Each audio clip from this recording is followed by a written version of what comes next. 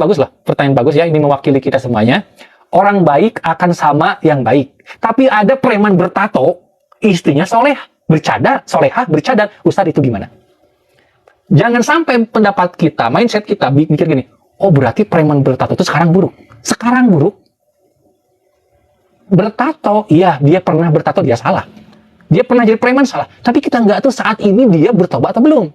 Sehingga kita nggak boleh ketika ada preman yang bertato terus menikah dengan perempuan yang solihah yang bercadar, terus kita simpulkan dia masih buruk. Enggak, itu suzon, nggak boleh. Siapa tahu memang dulu pernah jadi preman, buruk. Pernah bertato, iya. Tapi dia bertobat, kemudian Allah ampuni dan dia bersih. Dia menjadi sangat mulia karena dia bersih, dia membersihkan diri. Terus Allah berikan yang mulia juga. Mulia ketemu mulia, cocok. Ya nggak? Makanya jangan selalu menilai tatoan itu merupakan keburukan yang pasti. Siapa tahu hanya masa lalu. Dan dia sudah bertobat gitu kan. Atau kan mantan preman. Gitu ya. Jadi bisa jadi bahkan mereka yang bertato, yang mantan preman itu lebih mulia daripada kita di mata Allah. Karena jangankan beberapa hari yang lalu, bulan yang lalu, tahun yang lalu. 1 jam yang lalu dia preman, 1 jam yang lalu dia masih bertato, bangga dengan tatonya. 1 jam yang lalu. Saat ini kita nggak boleh memvonis dia masih jahat. Dia masih preman. Enggak. Siapa tahu dalam waktu 1 jam itu dia bertobat. Dan taubatan nasuha, dengan taubatan nasuha dan Allah terima taubatnya. Hingga Allah ampuni semua dosanya dan Allah muliakan dia. Ketika dia mulia, dia diberikan juga perempuan yang mulia. Walaupun cuma 30 menit.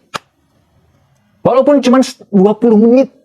20 menit yang lalu kita bertemu dengan preman. Iya enggak? 20 menit yang lalu kita bertemu dengan dia. Terus kita ketemu lagi, terus kita bilang, preman tuh. Jangan. Siapa tahu dalam waktu 20 menit dia sudah bertobat.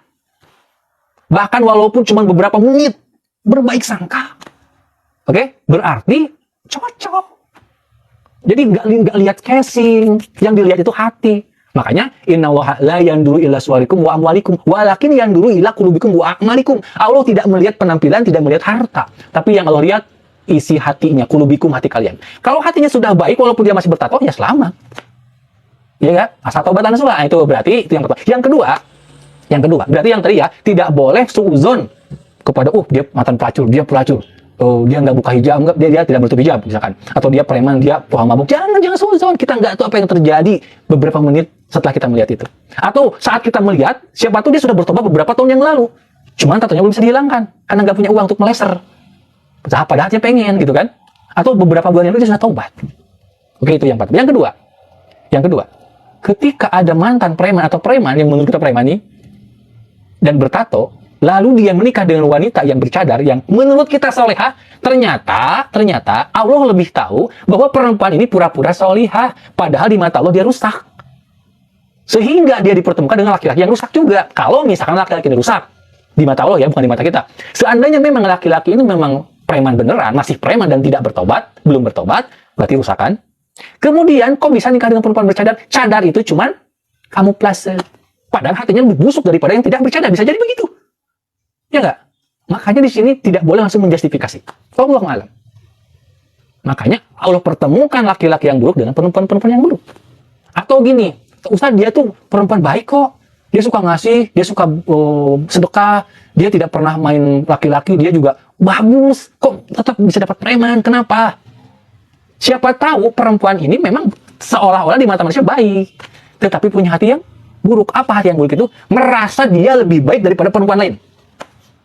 Kadang-kadang dia meremehkan perempuan yang belum berhijab. Dia meremehkan perempuan yang belum bercadar. Dan dia merasa, saya sudah bercadar.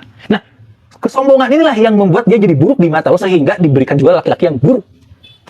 Karena dia merasa baik. Bahkan dia kadang ngaku sendiri. Mohon maaf, ada kasus misalkan ngaku sendiri. Ustaz, saya itu guru. Saya itu tahfiz Quran. Saya pengajar. Saya itu hafizoh. Oke, terus? Tapi kenapa saya dapat suami yang buruk kayak gitu? Padahal saya udah baik. Hah? Apa bu? Iya, saya udah baik, Ustaz, tapi kenapa dapat yang buruk? Ibu merasa ibu baik? Ibu merasa. Ibu yakin sama ini amal ibu diterima? Orang baik tidak merasa baik. Orang baik akan merasa, aku kurang. Ibu merasa, dan ibu berburuk sangka, suami saya buruk. Sadar. Intinya, ketika siapapun dipertemukan dengan jodohnya itu sudah terbaik, sudah terpas, tercocok di waktu itu. Di waktu itu cocok.